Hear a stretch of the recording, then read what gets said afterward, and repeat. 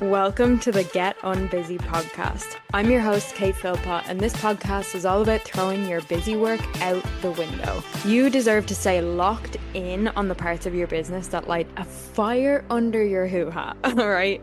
The passion-driven freedom lifestyle, not being glued to your laptop every waking minute of the day. It's time to build a business that works for you, not one that works you into the ground. So, let's get unbusy, shall we? Well, welcome back to the Get Unbusy podcast. Oh, today is going to be so fun because we are going to be talking about personal brand, influence being impossible to ignore online, and building a business and life that actually matches the person you are becoming. So I am joined by the brilliant, the wonderful Malika Berube today, who started her business at just 17 after deciding to skip the so-called right path and back herself with no backup plan, no big credibility stamp, and just a gorgeous amount of audacity and Delulu energy. So I adore that. And what began as posting online for clients turned into Malika building her entire business through an unforgettable personal brand. So now she helps women change the rules of what makes them magnetic online and become the obvious choice in their space and create a top tier life and business that actually reflects the identity that they're stepping into. So, oh my goodness, I've been looking forward to this all day. It's like afternoon for me. I'm like, let's go.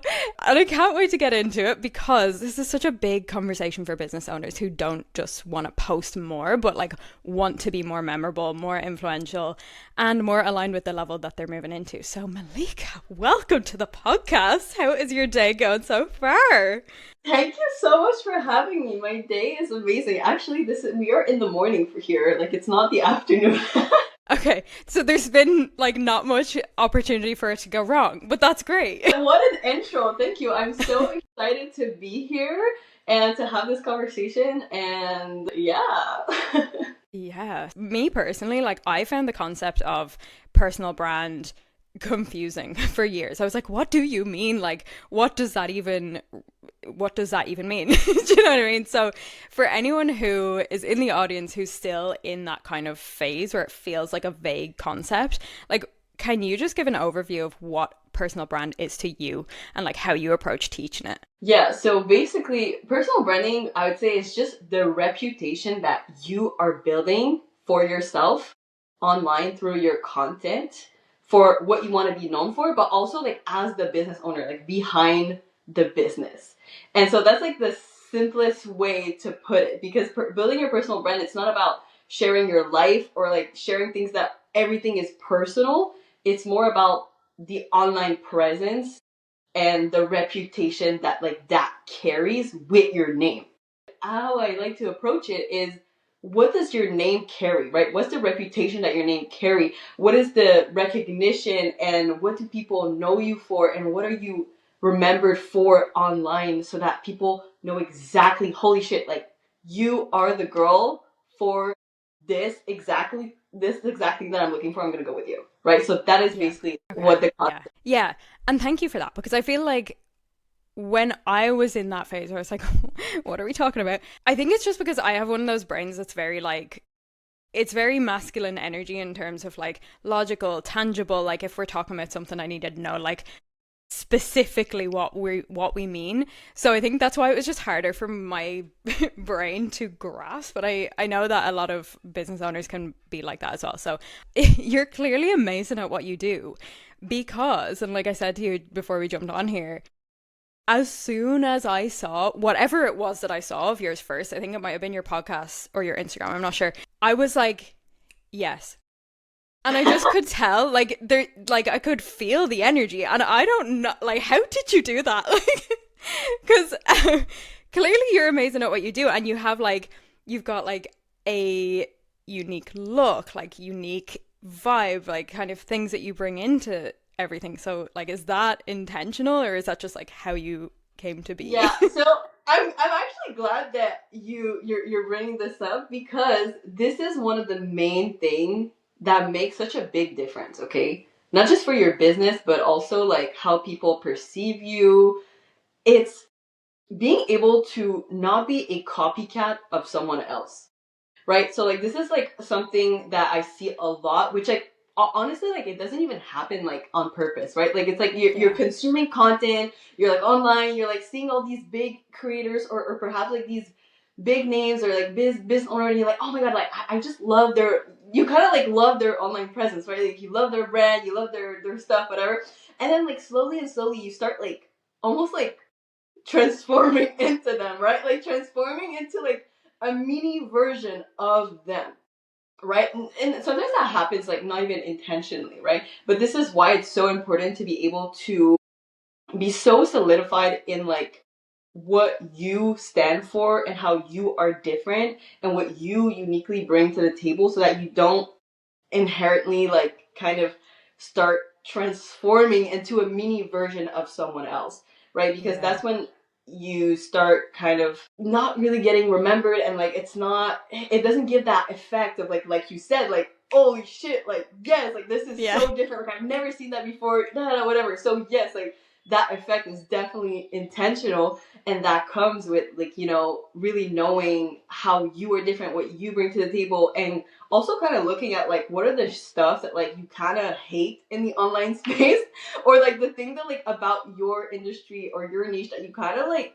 despise, or that you wish, like for me it was really more like what I wish I would have had, like what I wish I would have had someone be like, hey, like you can do it like this way, you can bring like in this, you can do all these things, you can blend all of these things together. Like for example, me, I talk about manifestation and like identity and like living an amazing fucking life while you're also building your business, right? So like these are all the things that like I wish someone would have been like, yeah, like that's possible, right? Like we can do it in this way. And so it's about kind of like knowing also where you stand, so that you're able to like amplify and not like become this, like be this very unique version of you. You're not a like replica of someone else. You're not like a diluted replica of someone else. You're just so magnetic in your own way. Yeah. So I think a lot of it is like, it's not just strategy behind it. Like there's definitely mindset in there, because you have to be solid in who you are to have that energy about you. So actually, that leads me on to this question then. So when somebody does want to become the obvious choice in their space, like what do you think it is that actually makes people obsessed with them beyond like them just posting more content? A good question. So I would say that first of all, posting more content doesn't really do much if like the content itself is not like hitting the way you want to. And so there's a few things. So first of all, it's really about becoming memorable. So like what about you makes it so that people don't just consume your content and they're like, oh wow, that's like a nice piece of content, like and then they dip, right?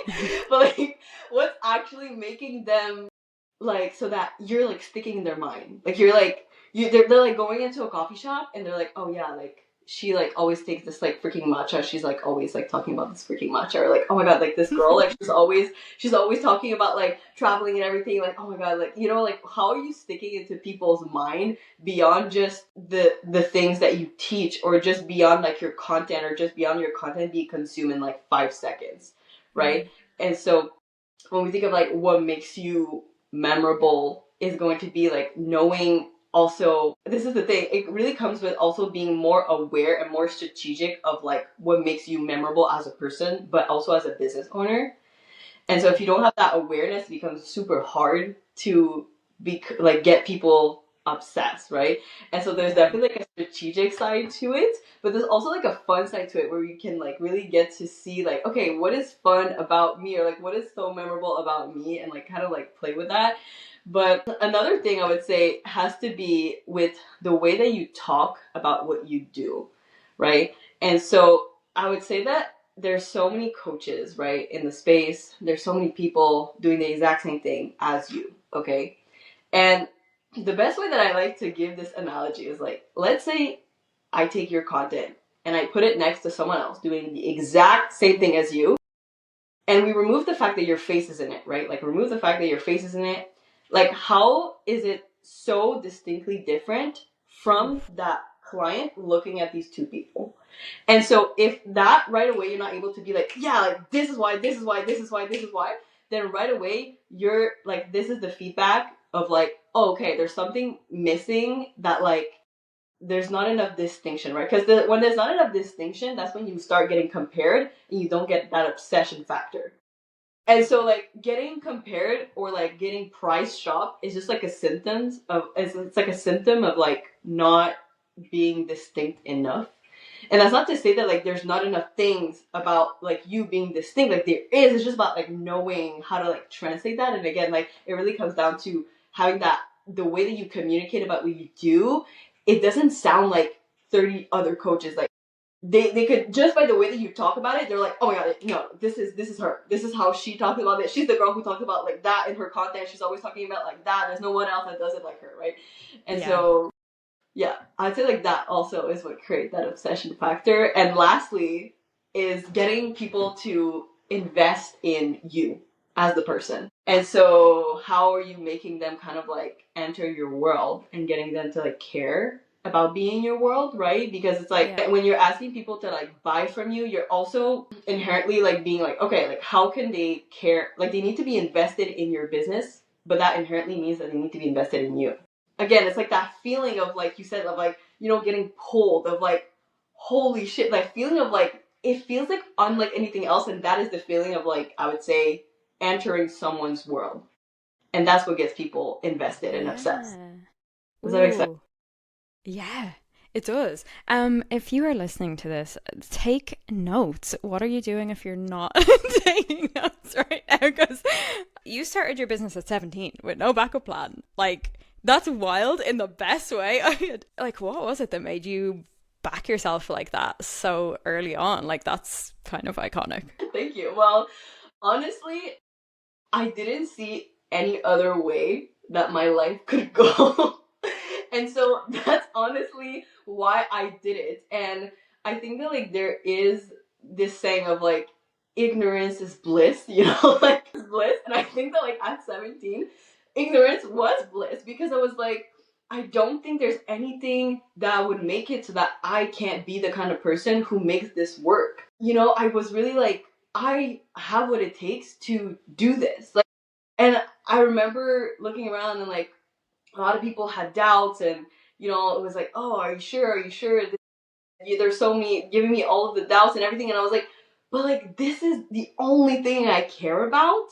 And so it was kind of like like my way or the highway. So I love that. Yeah, and also yeah, that factor, even though I was very scared, I just decided, like, I was never that kind of person who was like, I don't know if I can do it. Like, I was just like, bro, like, just make it fucking happen. Figure it out. Like, you know? Yeah.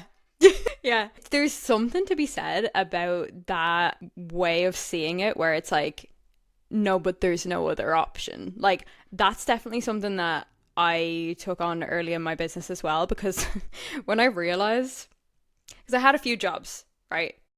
But then when I first had a business, I was like, wait.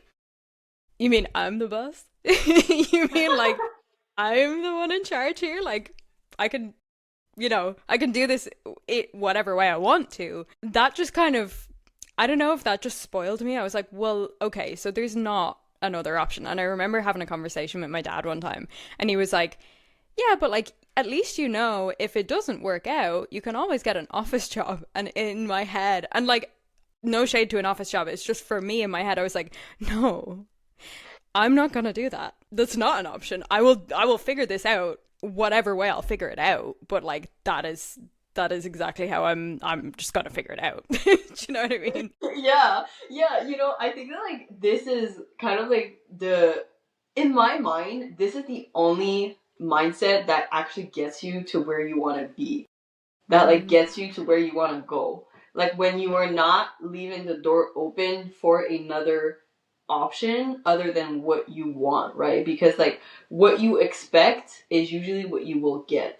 And so like what you're setting the standard for is usually what you will receive. And so like it's always about, I don't know, like for me it's always been like that, even though like you can have these doubts, you can have all these things sometimes come up, but at the end of the day, it's like I've always had that mindset of like my way or the highway. Yeah. Like that's the winner mindset in my. Yeah. Oh God, I just love that. Like the whole not leaving the door open thing. I feel like we could go so many places with that. I've seen it happen where the door has been left open for people, and like I get it too, because it's kind of scary to not have that door open. Like there's a lot of fear involved, you know, when you're like, what, okay, so this has to work, otherwise what? Like there's no other option. Like that's a scary concept. But I think there's a thread, like a through line of having that confidence within yourself to like, okay, yeah, things are probably not always going to go my way, but like, guess who is in control of their own actions? Like, you know, like that'll be me. Okay, I'll take the challenges. Let's just figure it out from there. Yeah, but I think that also comes with like having so much like certainty and like trust in yourself that like you always constantly nourish and like you're always putting and adding to the fire and everything. Because even for any stage in your business, like for example, let's say you're like, okay, like is it actually possible that I can, let's say, sell more while I'm also living my life? Like, is that possible? Do I have to choose? Do I like, you know what I mean? Like, it's like having that like level of knowing first like where you want to go and like not leaving the door open for, oh, maybe it's not possible, like just knowing where you want to go, and you're like, how can this be possible, right? Like asking the right question to the goal that you're setting, right? Mm-hmm. And so like, okay, like let's say you're like, okay, this is what I want. Okay, well, how is this going to happen in the best way for me? Because again, like the standard that you set is the standard that you'll get.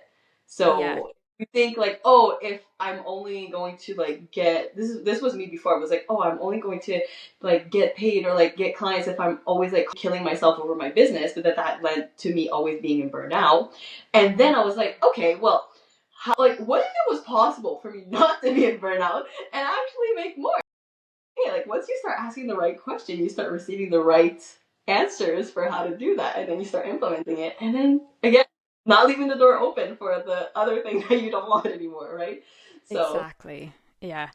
There was something that you said there that my brain just kind of clung onto, because when I actually think back, anytime I've had, say, highest income day, highest cash week, things like that, it actually has been when I've been less online. I don't know. Like, yeah, obviously there's things in place working in the background, but like it hasn't actually been where I've worked the really long days or been like busting my balls trying to get through as many tasks as possible, because like with all due respect, like not an energetic match. You know, like do you know what I mean? Like, yeah, I'm a productivity coach, so I come at it from a maybe a slightly different perspective, but at the same time I come at it in a way where it's like having time for the business to actually work in the way that you want it to work, and not just like, how can you get as much done as possible in as, you know, how can I get 20 things done today? Like, that's not really my philosophy. It's more just like, how can I get the right things done today? And then like take the afternoon off because my book is getting really good, you know, like that's kind of more the approach. But, and actually, as you were talking as well, there's something you said about the certainty and everything. You seem to just have that and like have the energy behind what you do down. So is that something that you make time for, or is it just like embedded in everything you do? I think it's just cultivated. Yeah. So, you know, having that kind of certainty and energy, it's not something that you're just like given and you're like, this is something that I was born with. Yeah. Just something that like you cultivate. Again, it's about like really knowing, again, like I think it's just knowing yourself and knowing that like it's your way or the highway. Again, like I keep repeating that, but like honestly, like I think that's what it is. It's like this is kind of like, I know like who I am, and so it's easier for me to like, I guess, take my energy and like be certain in what I'm doing, even though like there will always be the noise like of like what other people are doing, like what other people preach or whatnot. But at the end of the day, like the question that I always ask myself is like, if I would have to like maintain what someone else is doing that works for them, would that work for me? And like, do I want to maintain that? Like, is that matching my bigger vision? Or am I just doing something because I think that if I don't do it, then I won't be as successful? And so Yeah. that's always what I like to look at. And I think that that kind of level of discernment and like having that kind of certainty, it came from my experience, right? It's not something that was just like, before I would have been like, yeah, like, let's like burn yourself to the ground, it doesn't matter. And then you start realizing, okay, that's not sustainable. I know. Yeah. So yeah, but also like having that kind of like energy and that kind of presence, it really comes down to not fitting into that mold again of like what we described beforehand of like, I feel like there's a lot of people who are like, oh, okay, well, if I want to be memorable online, is it kind of links to that same analogy of like, oh, if I want to be like memorable online, then I have to have this kind of personality that's really outgoing or really like X, Y, and Z, right? There's always Mhm. like these like, kind of like assumption or whatnot that like we have, that we think, okay, it's this or I'm not going to be as successful, when in reality that's not the reality, right? Maybe we're just not making enough space for what actually works for you and Yeah. like how your energy naturally comes through. And that is actually the thing that like when you are actually so into your own energy, like again, it creates that like that environment for people to get pulled into, right? And so Yeah. I think that kind of energy, it just comes from, again, like not absorbing the outside, but like cultivating what's inside, right? Yeah. Yeah, That for is a sure. thing to do. It's not like that easy. So, Yeah. And like, because obviously my brain is ticking here and I'm looking at, okay, well, when am I kind of at my best energetically? There's a couple of like things that just keep coming up for me. I'm a bit weird. I'm just like a hermit. So like my best like brain work, my best energy, my like most magnetic self is always when I've just like been up for hours and like not spoken to any humans. Like it's just like how I think I did that personality test a couple of years ago. It was like you are 97% introvert. It's like this makes sense then. So, but and like nothing wrong with that. Nothing wrong with being a hermit, as I've kind of worked on in the past couple of years. But if that is what works for you, then like that is what works for you. So there's definitely something to knowing like your patterns, knowing what makes you feel like, oh yeah, oh I'm good. So, and actually, do you have like routines, rituals, like things like that keep you showing up at the level of woman that you want to be? I would say that a lot has to do with what your standards are. Like I think that like our standard shapes everything else that we do, like your routine, like your what you're gonna do, what you're gonna consume, what you're gonna whatever. So like I think like the standard is like the standard that you hold for yourself, or like the baseline to everything else that unfolds from that standard. So I would say that like I always keep the standard for the kind of aligned clients that I want in my world, the kind of content that I want to deliver to other people, or the kind of work or teaching that the kind of coach that I want to be when people come into our world. And so I think it's just getting really specific about, what these are for you. And that for me, like that cultivates my energy. That makes it so that like these are kind of like parts of my ritual of what gets me into that mood of like, let's say that I have a lower energy day or whatnot, like I still know exactly like how I want to show up regardless.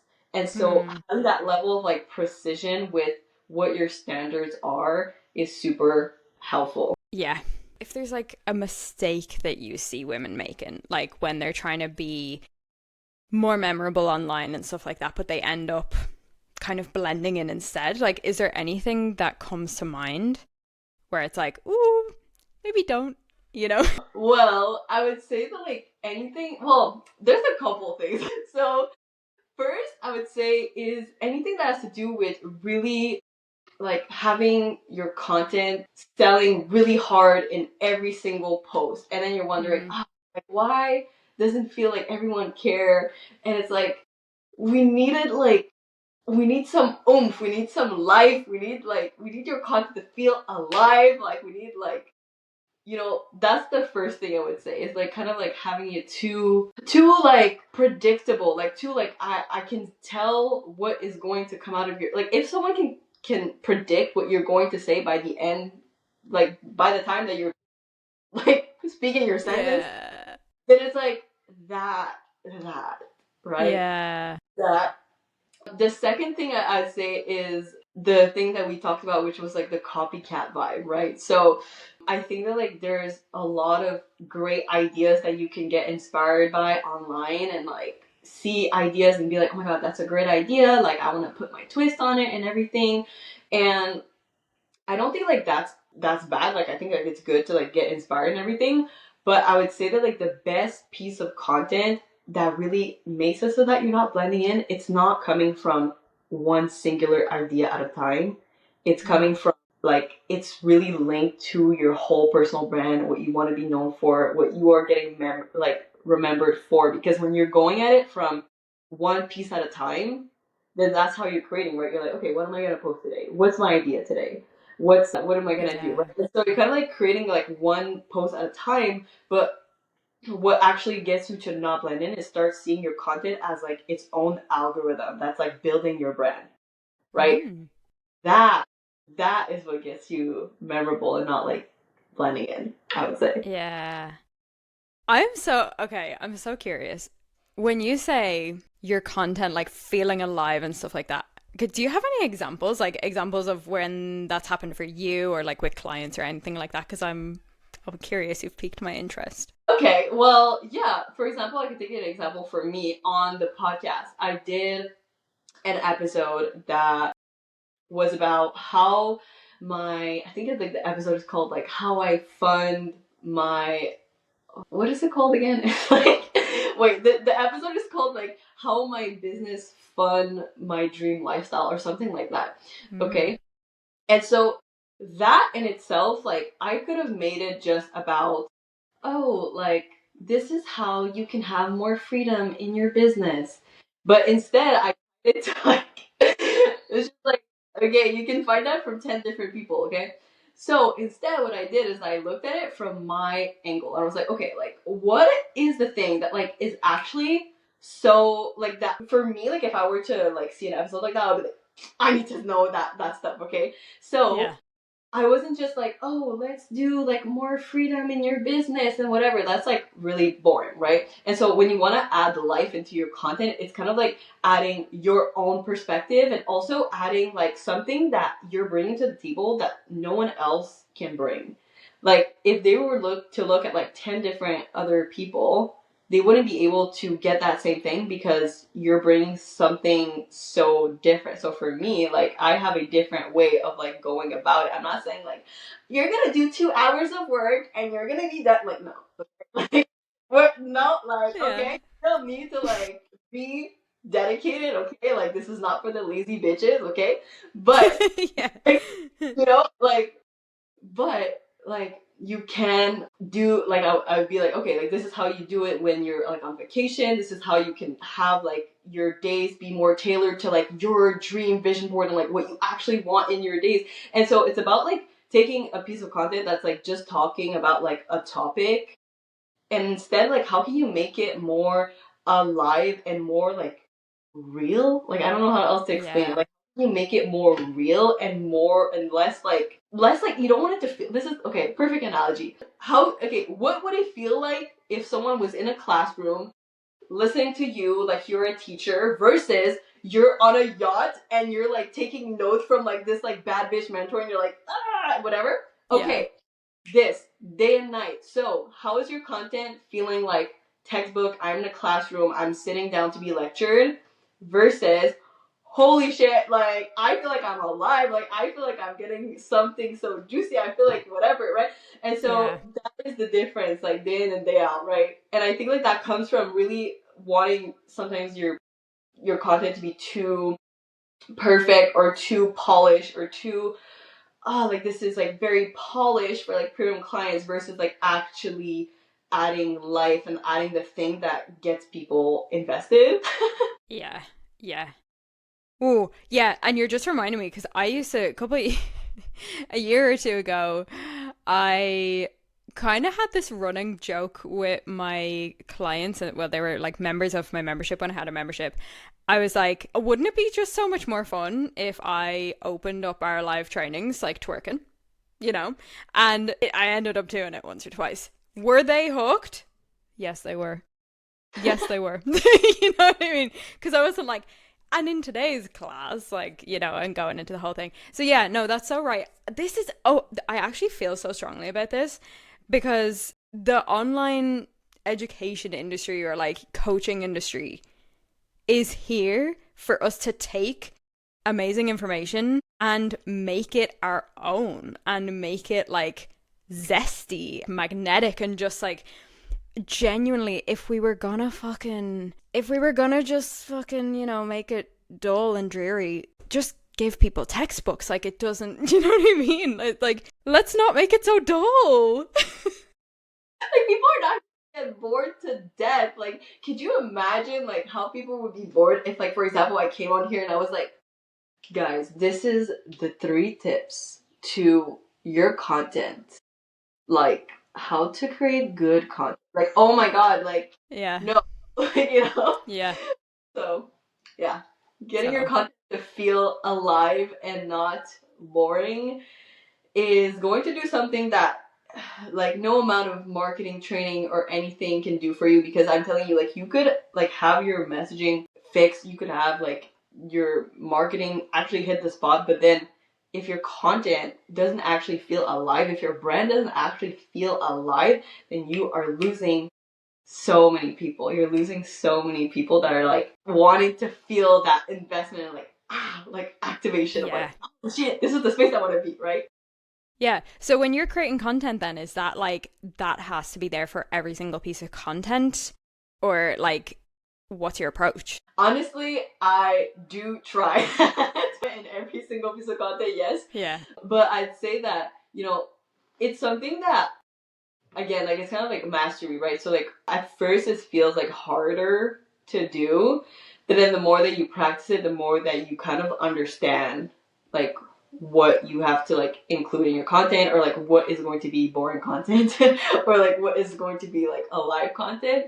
And so it gets definitely easier. It's not something that I think about so much as the beginning, right? So yeah. Oh, this is so juicy. Okay, final main question for you then. When you are not being iconic personal brand Malika, what is something about your life or your personality or something that people might be surprised to know?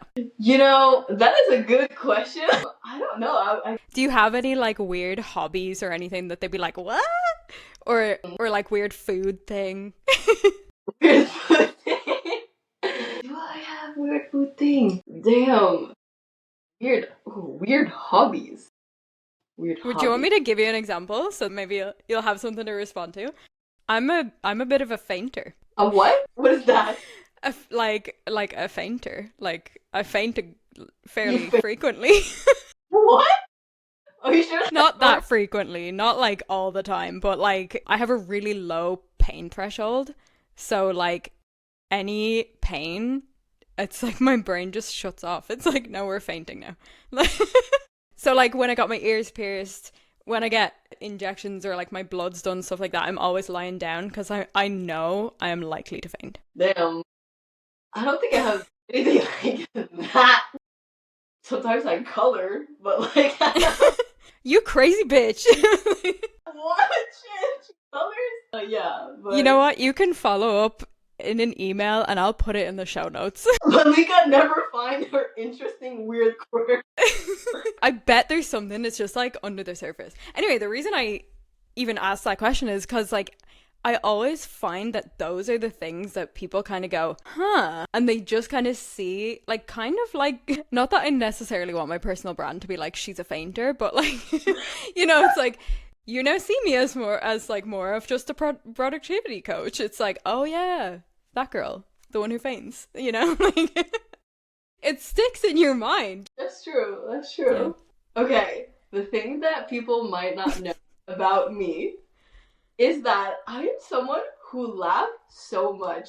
Like, I make jokes. I don't know, like, I'm always like the person that like people when they're in my presence, they're like surprised by like, they're like, you're really funny. Like, I'm like, thank you. Like, but yeah, and also You're like, why are you surprised? yeah, like I laugh a lot. Like this is something that I feel like it's just like a natural thing for me, so I don't notice it. But like then I get told that I laugh a lot, and like people like that, and they're like, "Oh, you like laugh a lot, and you're always like smiling, and you're always like sometimes I'll be asking like a question and I'm like laughing for no reason, but it's like part of my personality, I guess.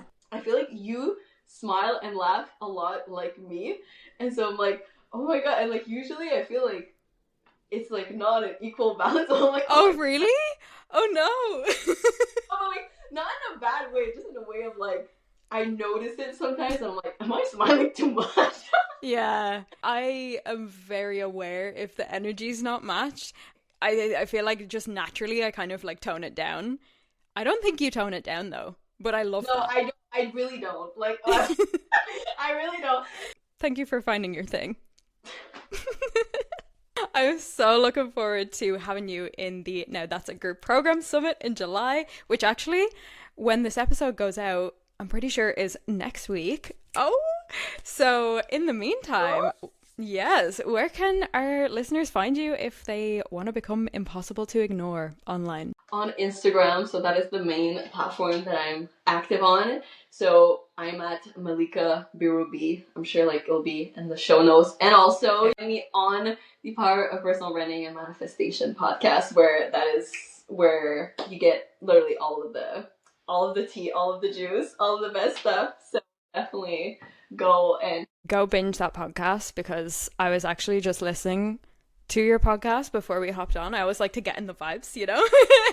And I was like, oh, we're about to become like, me and your podcast are about to become like this. And if you're just listening and not watching, I'm crossing my fingers. Okay. So yes, I will have all of the bits and pieces linked down below. Malika, thank you so much for this. This was so fun. This was so juicy. And what a brilliant conversation about personal brand, influence, identity, becoming the obvious choice. Oh, I love it. Okay. So thank you for your time. I really, really appreciate it. And thank you for having me. Of course. And for those of you listening, if you loved this episode, make sure you're following or subscribe to the Get Unbusy podcast so you don't miss the next one. And if you feel like being an absolute gem, of course, leave a 5-star rate and review, because it helps the podcast reach more business owners who want to work smarter and get unbusy and have these juicy conversations. So thank you so much for listening. Chat to you next time. Bye. All right, gorgeous. That's a wrap on today's episode of the Get Unbusy podcast. If you got some juicy golden nuggets from this episode, I want to hear about it. So take a screenshot, share it on your Instagram stories, and tag me at More to Life Kate, because your girl wants to know. And remember, you're an absolute powerhouse. You can create the life you've been dreaming of, and I can't wait to see you pop off. Chat to you soon. Bye.